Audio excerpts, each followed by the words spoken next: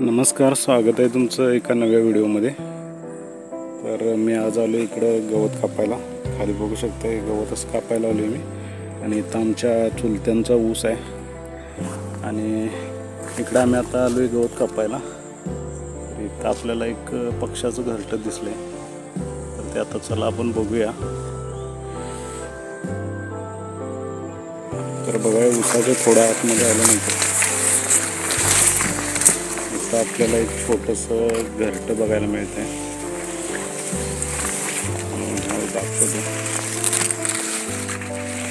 तर हे बघा, हे बुलबुल पक्ष्याचं घरटं आहे।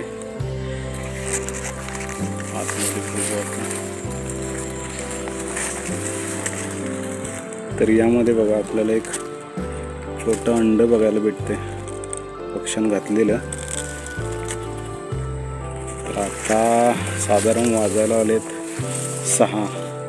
तर आता मी आलो होतो या ऊसामधली वैरण काढण्यासाठी आणि मला हे घरटं दिसलंय। तर मग इथली मी वैरण थोड्या काळासाठी म्हणजे कापणार नाही आहे, कारण आपल्याला ते घरटं वाचवायचं आहे। बघू शकता तुम्ही किती सुंदर असं विणलेलं आहे। ऊसामध्ये जी वैरण येते दाट ऊसामध्ये वैरण एकदम वाढते आणि बराच काळ गेल्यानंतर आपण ती वैरण कापत नाही किंवा त्यावरती औषध फवारणी करत नाही। अशावेळी उंच ऊस आल्यामुळं आणि वैरण आल्यामुळं त्यावरती पक्षी घरटी बनवतात। तर हे अशा पद्धतीचं घरटं आहे, तुम्ही बघू शकता। आणि हा पक्षी जो आहे तो यावरती बसतो, किती पाऊस असला तरी यावरती तो बसतो आणि अंड उबवतो आणि ठराविक काळाने ते घरटं आपलं सोडून निघून जातो।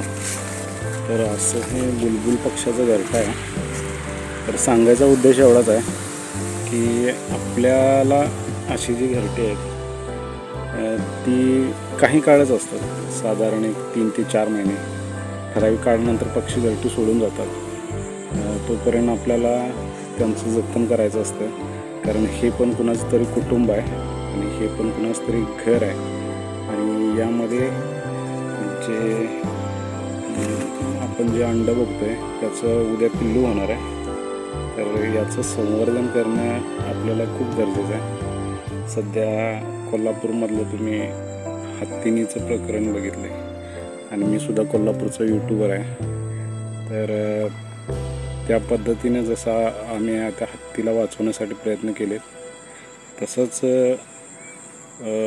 सर्व पक्ष्यांना किंवा प्राण्यांना वाचवण्याचा प्रयत्न करूयात। आणि बघू शकता किती सुंदर असं घरटं केलेलं आहे।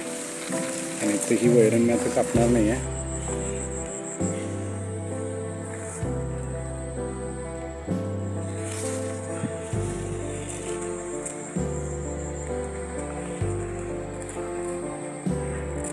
आता वाजलेले आहेत साधारण 6, त्यामुळं पक्षी घरट्याकडे येण्याची वेळ झालेली आहे।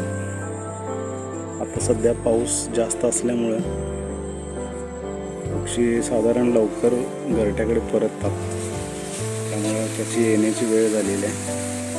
आता आपण इथून निघूयात आणि ठराविक काळाने ज्यावेळी पिल्लू जन्माला येईल त्यावेळी घरटं पक्षी सोडून जातो।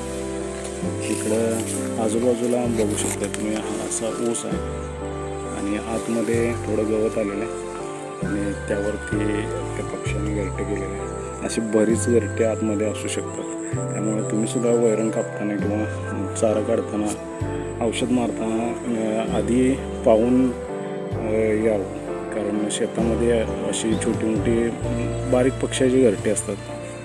त्यामुळं आधी आपल्याला जर माहिती असलं तर ते वाचू शकते। त्यामुळे याची काळजी घ्या आणि पक्षी संवर्धन, प्राणी संवर्धन याकडे आपल्याला वळायला पाहिजे। हा संदेश या छोट्याशा व्हिडिओमधून मी देतो आहे।